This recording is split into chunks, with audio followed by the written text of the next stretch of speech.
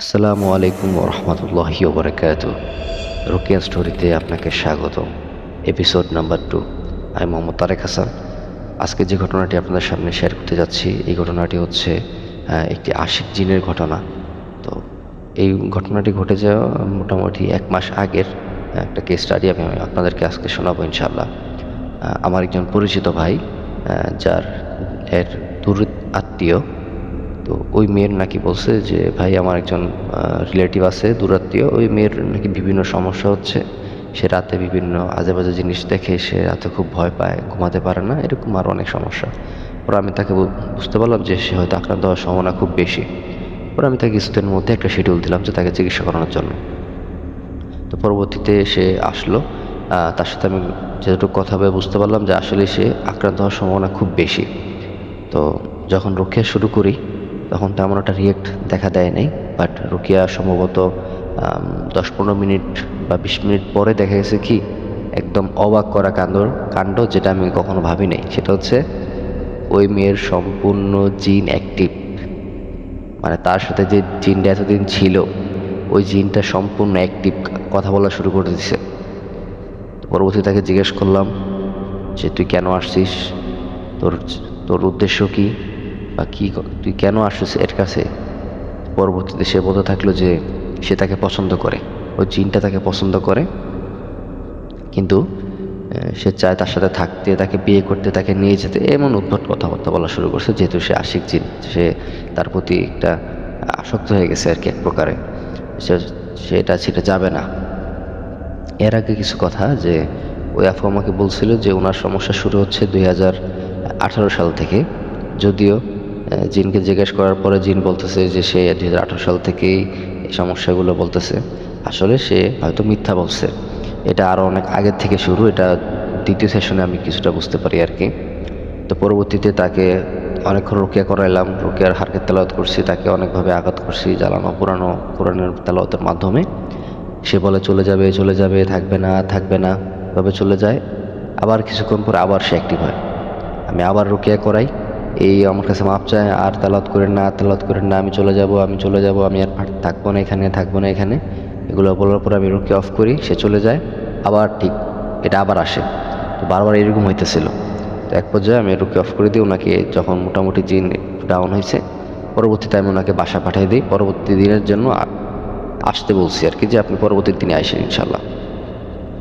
But পরবর্তী দিনে যা হয়েছে এটা আরও বেশি জঘন্য। পরবর্তী দিন তো রোকেয়া শুরু করার একটু পরেই জিন পুরো অ্যাক্টিভ, সে বারবার এরকম একটা সাউন্ড দেওয়া শুরু করছে। পরবর্তীতে ওই জিনের অ্যাক্টিভিটি ছাড়তেছেই না। আমরা প্রায় 4 ঘন্টার উপরে রুকিয়া করাইছি ব্রেক দিয়া, এটা জিন তার শরীর ছাড়তেছে না। তার জিন যদি অ্যাক্টিভ না ছাড়ে তাহলে আমি এই রোগীর কীভাবে বাসা পাঠাই, সে তো বাসায় গিয়ে আর উৎপাত করতে পারে। পরবর্তীতে প্রায় অনেক সময় পর জিনটা মোটামুটি অ্যাক্টিভিটি ছাড়ছে, মানে তার শরীরটা একটু ছাড়ছে, এমন একটা অবস্থা হয়ে গেছে। অথচ এই আফুর যতটুকু আগে পরে যতটুকু ঘটনা শুনলাম, এই আফু হয়তো মাসাল্লাহ আগে অনেক সুন্দর ছিল, বা তার পড়াশোনা, তার রিজিক সব কিছু একটা ভালো ব্যবস্থা ছিল। বাট এই কয়েক বছরের মধ্যে তার চেহারার অবস্থা এতটা পরিমাণে বাজে হয়েছে, মানে কোনো ছেলে দেখলে হয়তো পছন্দ করার পসিবিলিটি একেবারেই কম। তার চেহারা দুই পাশে একেবারে এত পরিমাণে বরণ উঠাইছে। পরবর্তীতে জিনকে জিজ্ঞেস করছিলাম যে তুই তার কী ক্ষতি করছস। পরও সে নিজে স্বীকার করছে যে আমি তার এই ক্ষতি করছি, তার চেহারা নষ্ট করছি, খাবারের রুচি নষ্ট করে দিছি, এরকম এরকম আর অনেক খারাপ কথা। সবচেয়ে বেশি যেটা সবচেয়ে আমার কাছে খারাপ লাগে সেটা হচ্ছে ওই জিনটা মূলত তার সাথে শারীরিক সম্পর্ক করতে রেগুলার করতো আর কি, এমন একটা বিষয়। যেহেতু সে আশিক জিন, সে অবশ্যই কাজ করবে। এটা সবচেয়ে আমার কাছে সবচেয়ে বেশি খারাপ লাগে এই বিষয়টা, যে আশিক জিন মেয়েদের সাথে যে সহবাস করার যে বিষয়গুলা, এটা আমার কাছে সবচেয়ে বেশি জঘন্য লাগে। তো এমন হয়তো আরও অনেক থাকতে পারে। তো এই বিষয়গুলা পরবর্তীতে যা আরও আমরা রুকিয়া করানোর পরে জানতে পারলাম যে সে কিভাবে ধরছে, বা তো সে বলতেছে আল্লাহু আলাম এটা সত্য না মিথ্যা, আল্লাহ ভালো জানে, জিন তো বেশিরভাগ সময় মিথ্যা বলে। পরবর্তী জানতে পারলাম যে ওই জিনটা মূলত আফু যখন কোনো জায়গায় টিউশনি করতো আর কি, আফু এখন টিউশনি করে, তো টিউশনিতে যাওয়ার উনি মূলত গ্রামে থাকে আর কি, গ্রামের মেয়ে। তো কোথাও প্রাইভেট পড়াতে গেছে, ওইখানে আর কি বাঁশমুড়া বা বিভিন্ন একটু গ্রাম অঞ্চল, যেহেতু বাঁশমুড়া থাকতেই পারে, এটা খুব নর্মাল একটা বিষয়। ওইখান থেকে নাকি ওই জিন তারে ধরছে, তারে পছন্দ করছে। আগে হয়তো ওইভাবে পর্দা করতো না, যার কারণে এটা একটা সমস্যা হয়েছে। পরবর্তীতে আমরা মেয়ের বাবাকে, মেয়ের ভাইকে আমরা ডাকাইছি সেন্টারে, যে দেখেন আপনার মেয়ের কি অবস্থা। যদিও ওই সময় তার বাবা আসে নাই, একজন ভাই আসছিল।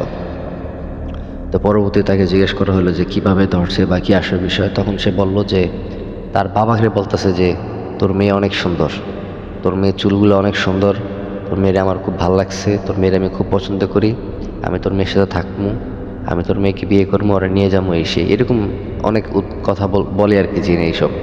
তো পরবর্তীতে আমরা ওনাকে টানা 3 দিনের একটা সেশন করাই। সেশন করানোর মাধ্যমে আলহামদুলিল্লাহ এটা অনেকটা এখন ডাউন আছে।